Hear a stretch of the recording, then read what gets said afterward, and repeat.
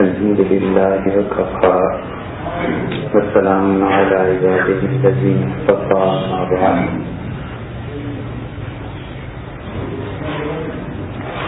اللہ تعالی نے جن لوگوں کو اس منصب سے نوازا ہے کہ وہ کتاب و سنت کی روشنی میں اجتہاد کر سکیں اور اللہ کی کتاب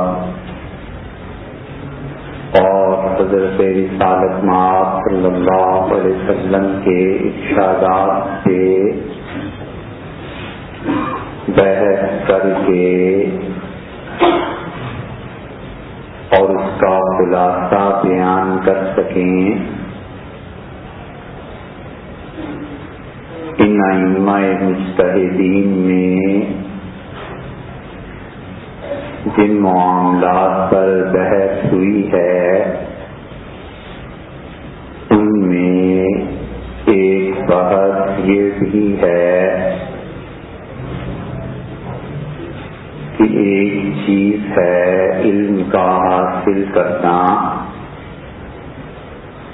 اور ایک ہے اللہ کی عبادت. دونوں میں سے کون سی چیز افضل ہے؟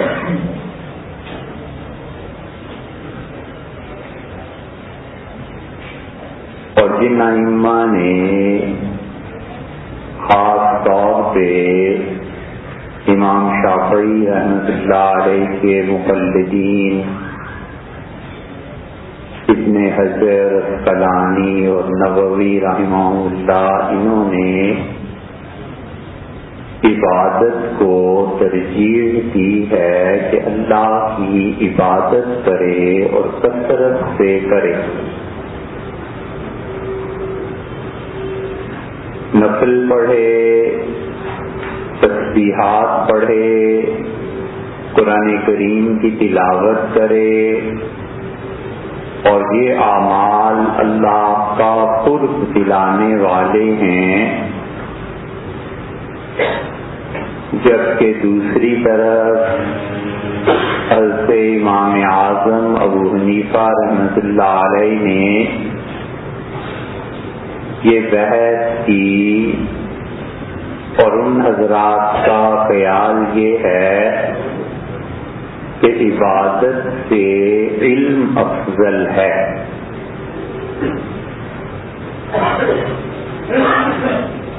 اور وہ یہ کہتے ہیں کہ اللہ تعالی نے قرآن کریم میں جتنی بھی عبادت پر زور دیا ہے تو عبادت جبھی عبادت بنے گی جبکہ انسان کے پاس علم صحیح ہوگا.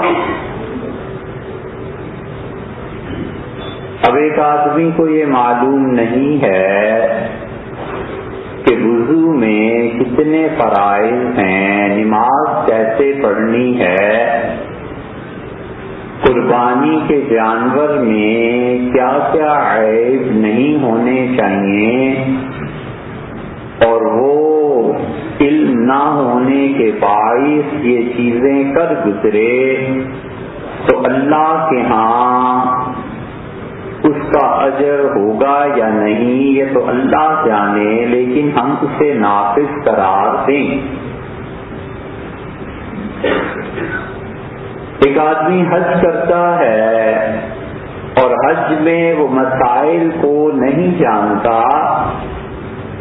فقہا تو یہ کہیں گے کہ اس کا حج نہیں ہوا. اب اللہ اسے اجر دیتا ہے تو خدا کے ہاں کون روک سکتا؟ اس لیے وہ کہتے ہیں کہ عبادت کی بنیاد بھی علم ہے، اور اسی لیے نفس علم کو سیکھنے اور سکھانے کو وہ عبادت پر ترجیح دیتے ہیں. اور یہاں تک کہ نفل پڑھنے سے زیادہ وہ تعلیم کی ضرورت پر زور دیتے ہیں. اور آخری اور انتہائی حد جہاں تک وہ جا سکتے تھے، انہوں نے کہا کہ کوئی شخص علم میں مصروف ہے، مفتی ہے، فتوے لکھنے ہیں، لوگوں کو تعلیم دینی ہے، تو وہ سنت مؤکدہ کا ترک کر سکتا ہے۔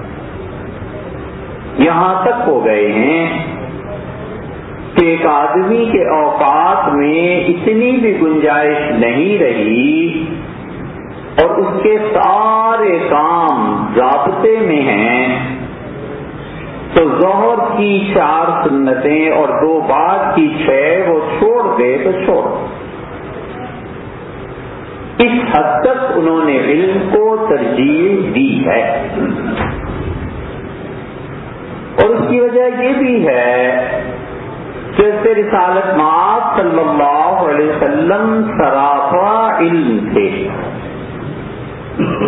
اور لوگوں کو سکھاتے تھے، چھوٹے چھوٹے مسائل پر لوگوں کی توجہ دلاتے تھے اور بتاتے تھے کہ اگر کوئی آدمی اس طرح کرے گا تو ٹھیک ہے اور اس طرح کرے گا تو یہ درست نہیں۔ حضرت عقبہ ابن حارث رضی اللہ عنہ کہتے تھے کہ میرے نکاح کا مسئلہ آیا اور حضور اکرم صلی اللہ علیہ وسلم کے پاس میں گیا، اور قصہ یہ پیش آیا کہ ان کے خاندان والوں نے جہاں جس لڑکی کو منتخب کیا شادی کے لیے، ایک عورت آئی اور اس نے کہا کہ عقبہ وہاں شادی مت کرو، میں نے تمہیں بھی دودھ پلایا ہے اور اسے بھی دودھ پلایا۔ اب نصاب گواہی کا 2 عورتیں ہونی چاہیے تھی، یا وہ رضاعت کے لیے دودھ پلائی کے لیے عورت مشہور ہونی چاہیے تھی، یا مرد ہونے چاہیے تھے کہ گواہی دیں دونوں کی کہ اس نے دودھ پلایا ہے۔ تو کہتے ہیں کہ میں نے ان سے کہا کہ آپ میری رضاعی ماں ہیں، دودھ پلائی ماں ہیں، تو کوئی تو ہوگا جس نے دیکھا ہوگا، میری ماں بھی نہیں مانتی، کوئی نہیں مانتا۔ تو اس نے کہا تمہاری مرضی، لیکن میرا جو فریضہ تھا میں نے انجام دیا۔ تو کہتے ہیں کہ حضور صلی اللہ علیہ وسلم کی خدمت میں حاضر ہوا اور آپ نے فرمایا کہ فارغ ہا یا عقبہ، عقبہ اس رشتے کو چھوڑ دے، شبہ پڑ گیا۔ تعلیم دی اور یہی شک، حالانکہ گواہی وہاں کوئی نہیں، صرف شک ہی پڑا ہے نا، یہی شک طہارت اور پاکیزگی کے مسائل میں پڑ جائے۔ حضور صلی اللہ علیہ وسلم نے فرمایا کہ یقین کا اعتبار کرو، شک کا اعتبار نہ کرو۔ تو بتا دیا کہ کہاں پر شک معتبر ہے اور کہاں نہیں ہے۔ ایک چیز سکھاتے اور تربیت کرنا اور علم کا سکھانا یہ بالکل ایسے ہی ہے جیسے کبھی آپ نے دیکھا ہو کہ جیسے چاول کی فصل لگاتے ہیں اور جیسے پنیری کو مالی پودوں اور درختوں میں تبدیل کرتا ہے، ایک ایک بات پر نظر رکھنا، اس لیے کبھی بھی کوئی آدمی انسان نہیں بن سکتا جب تک وہ اپنے اوپر ایسی بے رحم تنقید نہ سوچے جیسی تنقید کوئی بڑے سے بڑا دشمن کرے۔ انسان کو پتہ ہونا چاہیے کہ میں اپنے جسم سے ہونے والے ہر فعل اور زبان سے ادا ہونے والے ہر لفظ کا اللہ کے ہاں پابند ہوں۔ اللہ نے جانوروں کی طرح نہیں چھوڑ دیا، ایک ایک ایک فکرہ جو انسان کے ذہن میں آتا ہے اور زبان سے نکلتا ہے، اللہ نے کہا الا لدیہ رقیب عتید، ہاں مگر ہمارے فرشتے اس کی ایک ایک بات، ایک ایک لفظ کو لکھتے ہیں۔ تو جب آدمی اپنے متعلق سوچتا ہے کہ صبح سے شام تک کیا لفظ بولنے تھے، کیا کہہ دیا، تو پھر تنقید کس کے کرے اپنے اوپر، جیسے کوئی شدید دشمن تنقید کرتا ہے، پھر جا کر چھلائی ہوتی۔ حضرت رسالت مآب صلی اللہ علیہ وسلم نے مغرب کی نماز کے لیے کھڑے تھے، اور حضور صلی اللہ علیہ وسلم کا طریقہ یہ تھا کہ جب انہیں سفر کرنا ہوتا تھا تو ظہر کی نماز کو وہ بالکل آخری وقت میں سفر میں لے جاتے تھے اور عصر کو پہلے وقت میں پڑھ لیتے۔ مثلا ظہر کا وقت فرض کر لیجئے کہ 3:45 بجے ختم ہوتا ہے اور عصر شروع ہو جاتی ہے فوراً بعد، تو حضور صلی اللہ علیہ وسلم جب سفر شروع کر لیتے تھے زوال کے بعد، تو گویا کہ ظہر کو وہ 3:30 شروع کرتے تھے اور 3:45 تک فارغ ہو گئے تو پھر 1-2-4 منٹ کے وقفے سے عصر بھی پڑھ لیتے تھے، اور پھر سفر فرماتے تھے مغرب کے آخری وقت تک، اور مغرب کی نماز کے آخری وقت میں پڑھ کے پھر عشاء بھی فوراً پڑھ لیتے۔ حضرت عبداللہ ابن عمر رضی اللہ عنہ کو پیغام ملا اور ان کی بیوی نے کہا کہ اگر مجھے زندہ دیکھنا چاہتے ہو تو فوراً آ جاؤ۔ اچانک ان کی طبیعت خراب ہوئی اور ابن عمر رضی اللہ عنہ نے اپنے بیٹوں کو کہا کہ جلدی نکالو سواریاں، اور اونٹ نکالے گئے اور انہوں نے سفر شروع کیا، اور ان کے ایک غلام نے کہا کہ نماز کا وقت ہو گیا تو تکبیر، چلو آگے چلو۔ چلتے رہے، پھر اس نے بتایا، فرمانے لگے آگے چلو، اور انہوں نے یہی کیا کہ ظہر آخری وقت میں پڑھی اور مغرب آخری وقت میں پڑھی، اور پھر عشاء بھی جلدی پڑھ لی، اور ظہر کے بعد عصر بھی۔ تو دونوں نمازیں، چاروں نمازیں ہوئی اپنے وقت پہ، لیکن ایک آخری وقت پہ اور دوسرے پہلی وقت پہ۔ تو انہوں نے کہا میں نے نبی کریم صلی اللہ علیہ وسلم کو سفر میں یوں ہی کرتے دیکھا ہے جیسے آج میں نے کیا۔ تو آپ کھڑے ہوئے مغرب کی نماز پڑھانے کو، غالباً سفر کا موقع تھا، بعض کہتے ہیں کہ پانی کم تھا، اور بعض حضرات یہ کہتے ہیں کہ وقت تھوڑا رہ گیا تھا، اور عبداللہ ابن عمر رضی اللہ عنہ کہتے ہیں ہم نے جلدی وضو کیا، اور رسول اللہ صلی اللہ علیہ وسلم دیکھ رہے تھے اور ایڑیاں ہم لوگوں کی خشک رہ گئیں، پانی اچھی طرح بہایا نہیں گیا، تو آپ نے آواز دی زور سے، اونچا بولے، اور آپ نے فرمایا ویل للعقاب من النار، جن ایڑیوں کو وضو کا پانی تر نہیں کرے گا جہنم کی آگ اسے پگھلا دے، جلا دے۔ تعلیم دی کہ وضو کیسے کرنا ہے۔ حضور صلی اللہ علیہ وسلم 2 لفظ استعمال کرتے تھے عربی میں تباہی کے لیے، بربادی کے لیے، جو بہت سے الفاظ استعمال ہوتے ہیں ان میں ہے لفظ ویل اور ویل۔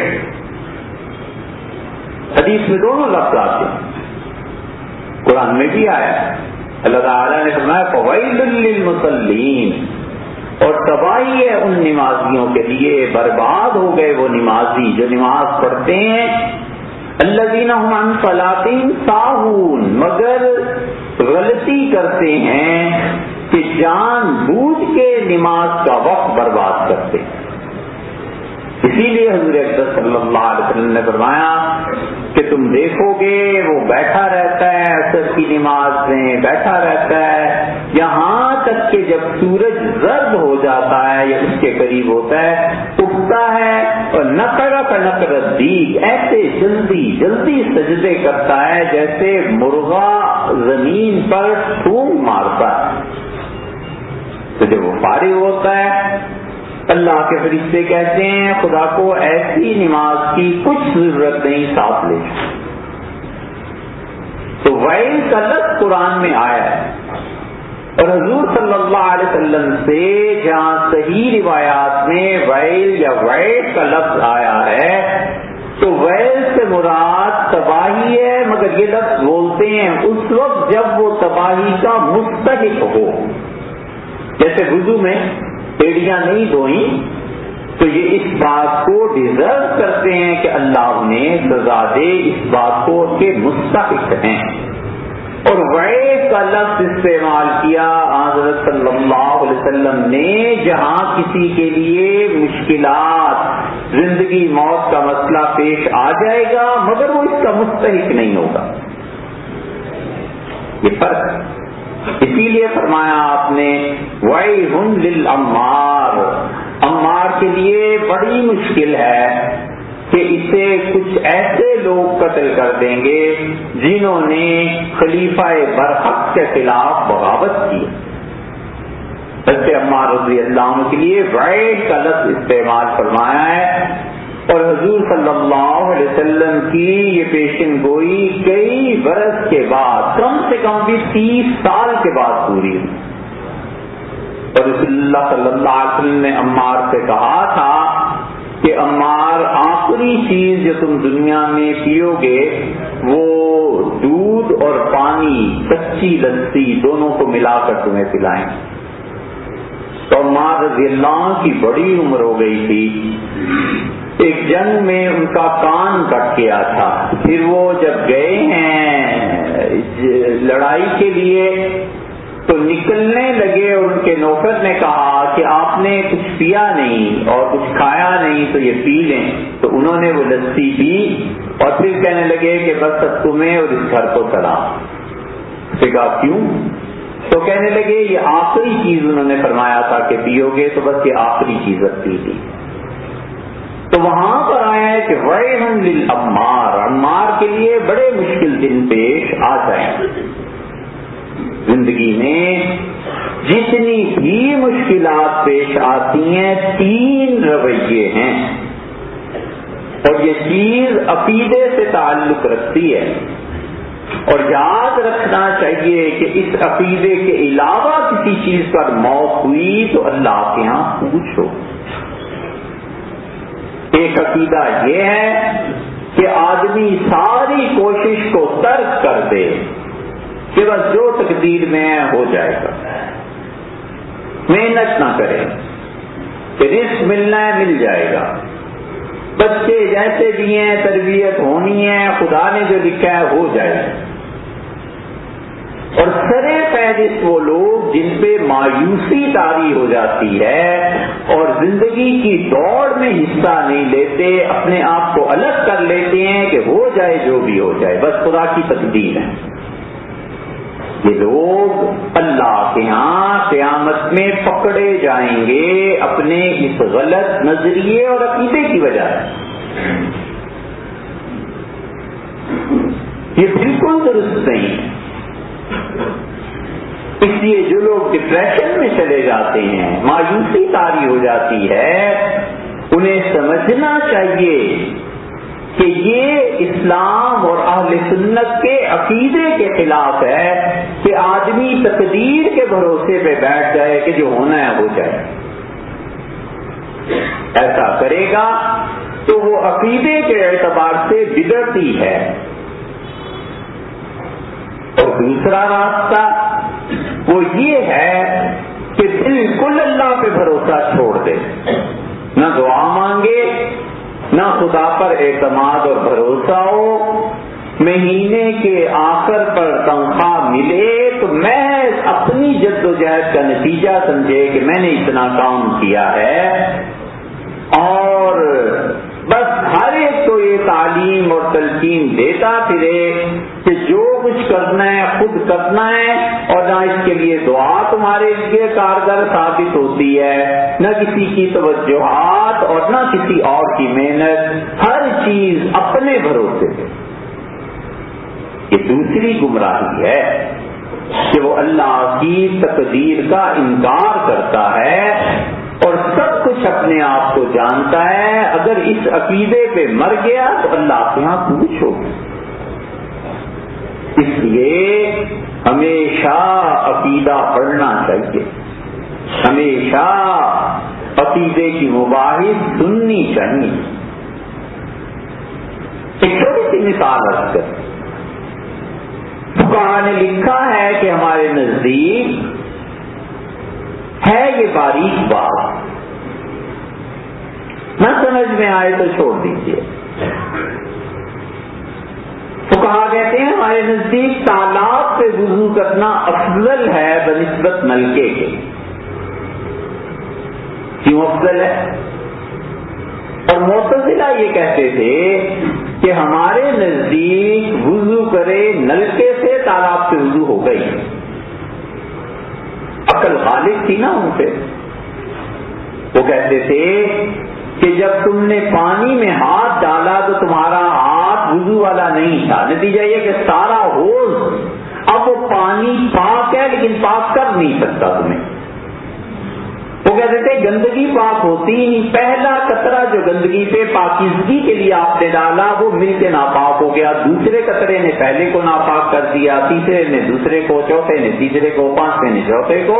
تو مسلسل پانی بہاتے رہو، پاک ہی نہیں ہوگا.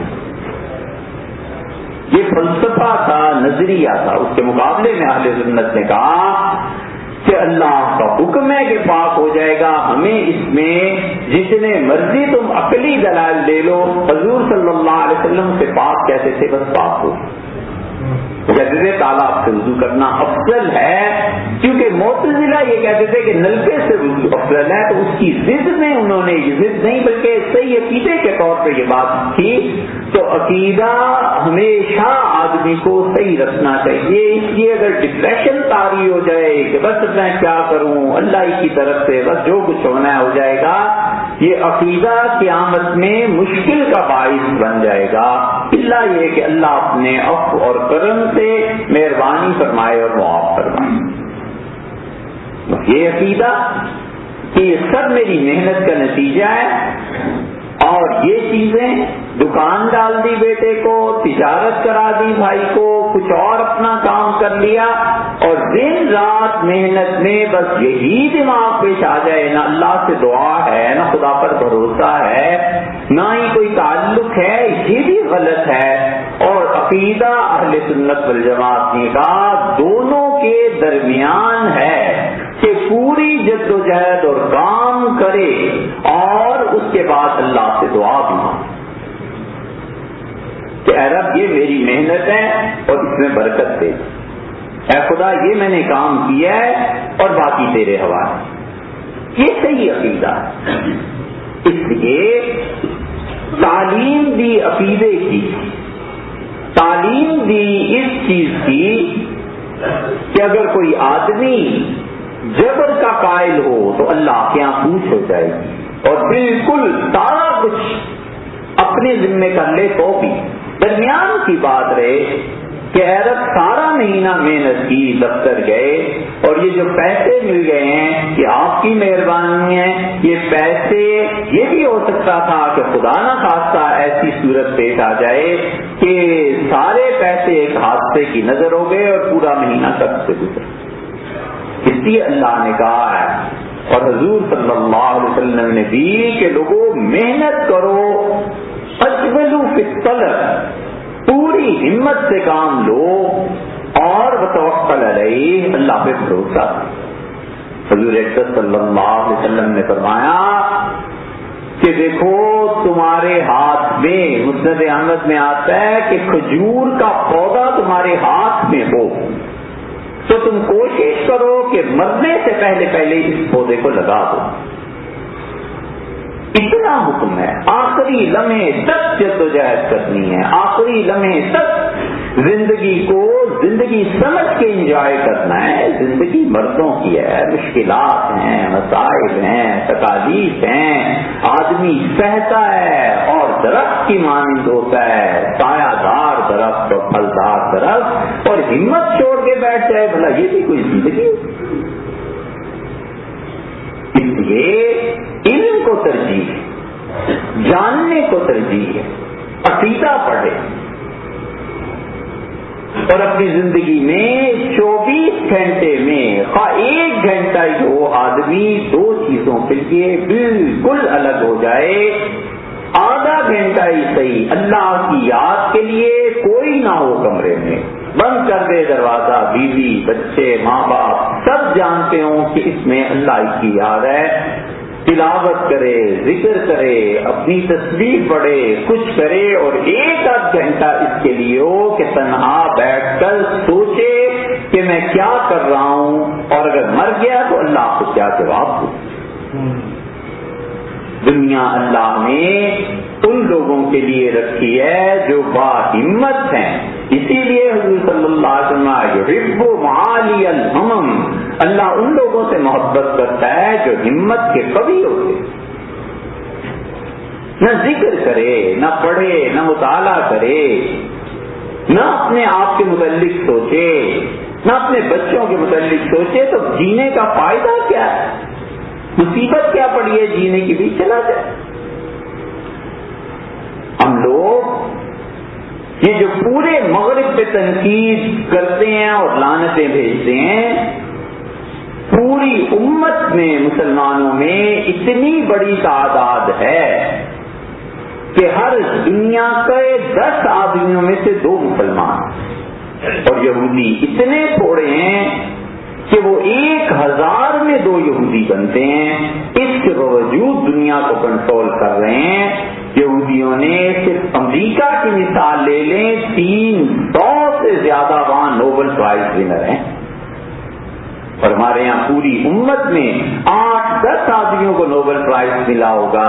جیسے ڈاکٹر یونس صاحب کو ملا بنگلہ دیش میں، اسی طرح وہ پہلے ڈاکٹر محفوظ کو ملا مصر میں، پھر نجیب کو ملا مصر میں حسن تھے، کیمسٹری کے سائنسدان تھے، بہت اچھا کیمسٹری میں انہوں نے کام کیا، انہیں ملا. 4 یہ ہو گئے. 5ویں صدیقی صاحب تھے حیدرآباد کے، ہمیں نہیں معلوم کہ ان کو نوبل پرائز کی رقم ملی تھی یا نہیں، لیکن تقسیم سے پہلے انہوں نے بڑا کام کیا. اور 6 وہ تھے شکنتلا جنہوں نے لکھی ہے، بنگالی، ٹیگور کو ملا. 8 آدمی، ایک ایران کی شیرین کی 7 گنے ہوئے لوگ ہیں.